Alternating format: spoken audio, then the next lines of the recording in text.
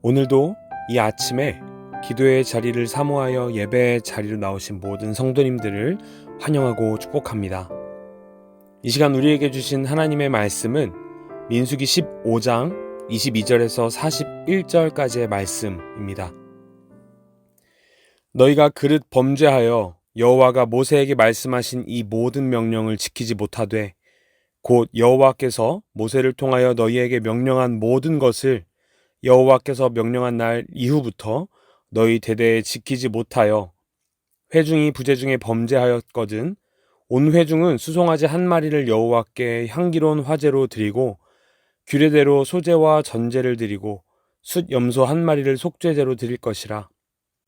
제사장이 이스라엘 자손의 온 회중을 위하여 속죄하면 그들이 사함을 받으리니 이는 그가 부지 중에 범죄함이며 또 부지 중에 범죄함으로 말미암아 헌물 곧 화제와 속죄제를 여호와께 드렸음이라. 이스라엘 자손의 온 회중과 그들 중에 거류하는 타국인도 사함을 받을 것은 온 백성이 부지 중에 범죄하였음이니라. 만일 한 사람이 부지 중에 범죄하면 1년 된 암 염소로 속죄제를 드릴 것이요 제사장은 그 부지 중에 범죄한 사람이 부지 중에 여호와 앞에 범한 죄를 위하여 속죄하여 그 죄를 속할지니 그리하면 사함을 얻으리라.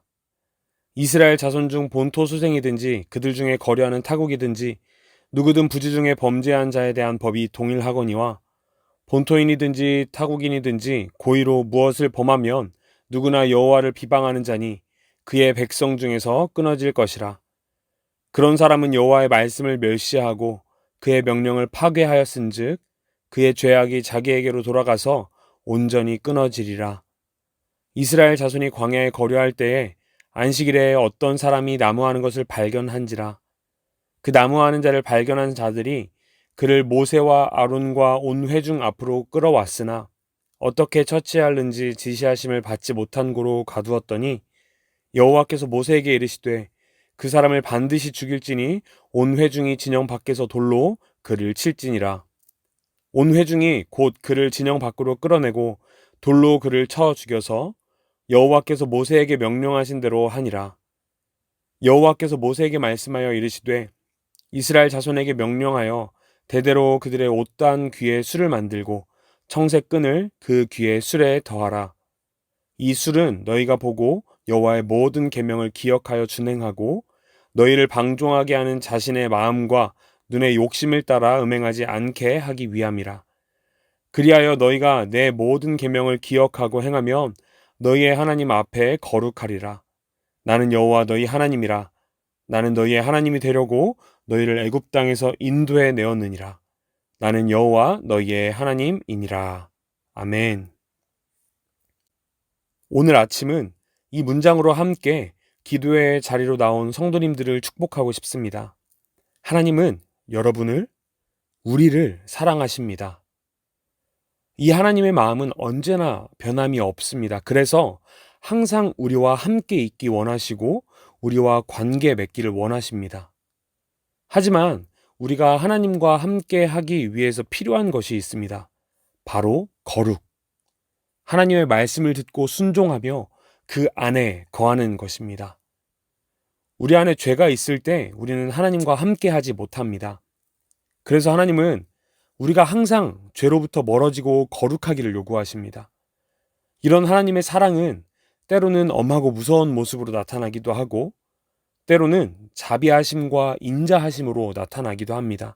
하지만 중요한 것은 우리가 어떤 상황에도 하나님 안에 거해야 한다는 것입니다. 오늘 본문에 보면 부지 중에 죄를 지었던 이스라엘 백성들을 향한 하나님의 자비와 긍휼이 나타납니다. 이스라엘 백성이 그 죄에 대해서 속죄를 받을 수 있는 방법이 있습니다. 바로 속죄제를 드리는 것이죠. 속죄제를 드린다는 것은 그저 제물만 바치는 제사를 드리는 것이 아니라 온전한 제물과 함께 그 제물을 드리는 사람의 마음까지 하나님께 드리는 것입니다.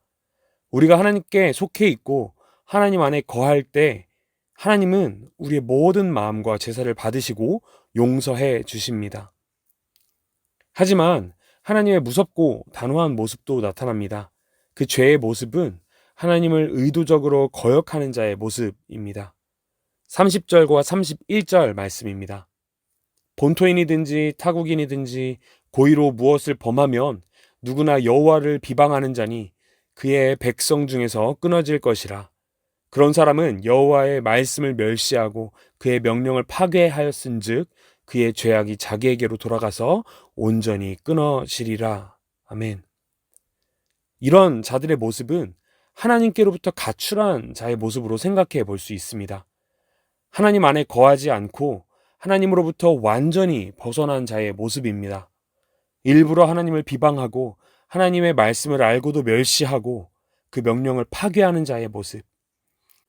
하나님께서 허락해 주시는 그 용서와 회복을 우리가 경험하기 위해서는 하나님 안에 거해야 합니다. 하나님의 말씀 안에 거해야 하고 그 말씀으로 순종해야 합니다.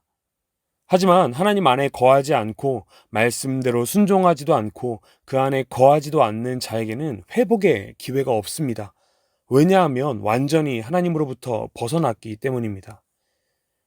사랑하는 사귐의 교회 성도 여러분, 맨 처음 여러분께 말씀드렸던 것처럼 하나님은 우리를 사랑하십니다. 하지만 우리가 연약하기 때문에 죄의 유혹에 날마다 넘어지기도 합니다. 그래서 하나님은 그런 우리를 사랑하셔서 깨닫게 하고 회복하시기 위한 방법을 알려주십니다. 옷단 귀에 술을 만들고 그 술에 청색근을 더하여 그것을 볼 때마다 하나님께서 우리에게 주신 그 말씀들을 기억나게 하시는 것이죠. 그래서 죄의 유혹을 당할 때마다 그것을 보고 돌이키고 또 죄를 범하였을지라도 다시 하나님께 나아갈 수 있도록 기억나게 하시는 것입니다. 때로는 우리에게 다가오는 심판이 아프고 힘들게 느껴질지라도 그 가운데 우리가 분명히 기억해야 하는 것이 있습니다. 이 모든 것은 하나님께서 우리를 사랑하셔서 심판하기를 기뻐하지 않으시고 회복할 수 있도록 계속해서 우리를 깨닫게 하시는 방법이라는 것이죠. 우리는 하나님의 백성이고 하나님 안에 거해야 합니다. 그래야 우리는 살 수 있습니다. 우리는 끊임없이 다가오는 죄의 유혹과 공격에 넘어질 수밖에 없는 연약한 존재입니다. 그래서 우리는 더 하나님 안에 거해야 하고 더 하나님을 기억해야 합니다. 오늘 이 아침에 기도하며 나아갈 때 우리가 어떻게 해야 하나님을 매 순간 기억할 수 있는지 생각해보고 도전해 보면 좋겠습니다. 그리고 그것을 볼 때마다 죄의 자리로 나아가지 않고 하나님 앞에 온전히 설 수 있도록 기도하며 그 힘을 구하며 나아가면 좋겠습니다.